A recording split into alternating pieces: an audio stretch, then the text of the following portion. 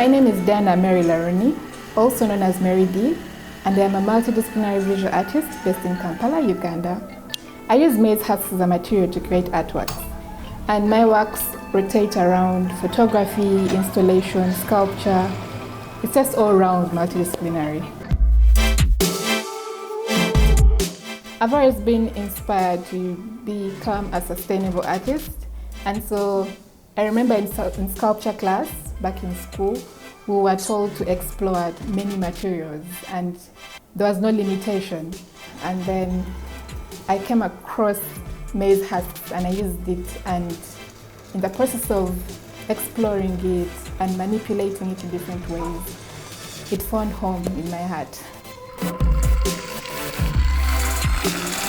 Most of the messages I try to encompass are mostly personal stories, but when I get such chances to share the work, I realize that I'm not alone, because I usually make these stories and narratives during my times when I feel like I need to write, I need to find an escape, I use art kind of like therapy. And then as an artist, I cannot just keep this to myself. I want to share these stories, and when I do, it's actually very interesting to know that I'm not alone. So these are mostly personal stories.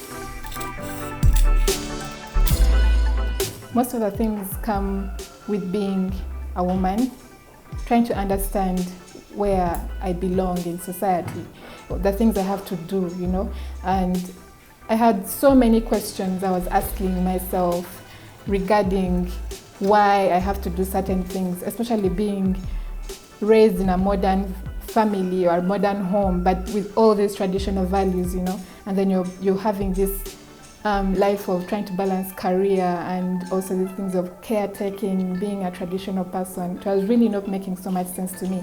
I felt like there was so much burden on me, so I needed to bring it out, and the only way I could bring out these feelings and emotions was through art. There are a lot of techniques that I use in my work that really relate to my stories. For example, you could see me using stitches in my work, and it has this thing that's connected with relationships, where stitches mend, attach, and make things. It's almost the same thing as relationships, And also I have these narratives of identity, back to again finding myself, where I belong in society, where do I belong amongst friends, whatever it is that I have to, wherever I put myself in, do I really belong in such a space? As artists, we find ourselves using color a lot, especially to show some kind of representation. Now for me, I use color a lot to highlight emotions in my work. With all these colors, I'm able to bring out the message that I'm trying to put on the table. For example, you will see the color yellow, which most cases represents happiness. You see red, which mostly represents, let me say, anger or whatever. In my photography, you mostly see the highlight of yellow in it as a symbol of happiness or hope, But then when you come back to, for example, my installations, there's this bright reds and the orange and the what. I think now from there, we're able to coordinate like how I feel when I'm making specific artworks.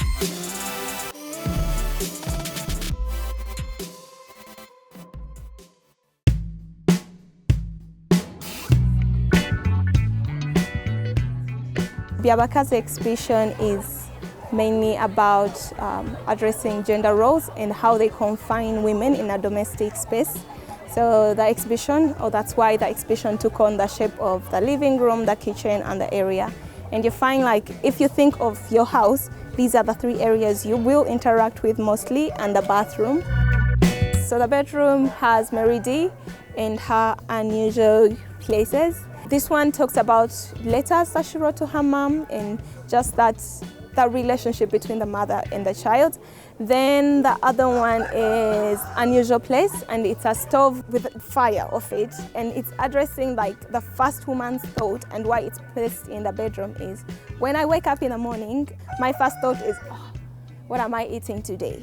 The stove being in the bedroom represents that, and I think she executed it rather neatly. These 4 pieces really speak so much to me. Again, I would come back to the thing where I speak about personal stories. there's a very big tapestry, which I call the blanket. So all these relate to this particular space, and that is why I brought it in. The mask is just a metaphor of identity, very much inspired by the African masks, you know. With these African masks, when I was doing my research, I got to realize that they have all these identities attached to it. This is the mask for fertility, this is the mask for, you know, the king or the god, whatever it is. And I wanted something that would capture the attention of the audience and tell my story in a deeper sense. I like her concept of trying to connect the emotions of the women and how we have tried to live in our society. So her show about the bedroom is how it's a safe space for the women, and her depiction of having a charcoal stove in there, the unusual thing in the bedroom, how the bedroom is a woman's safe space. I came because of an artist I love, that is Mary Diana Laruni.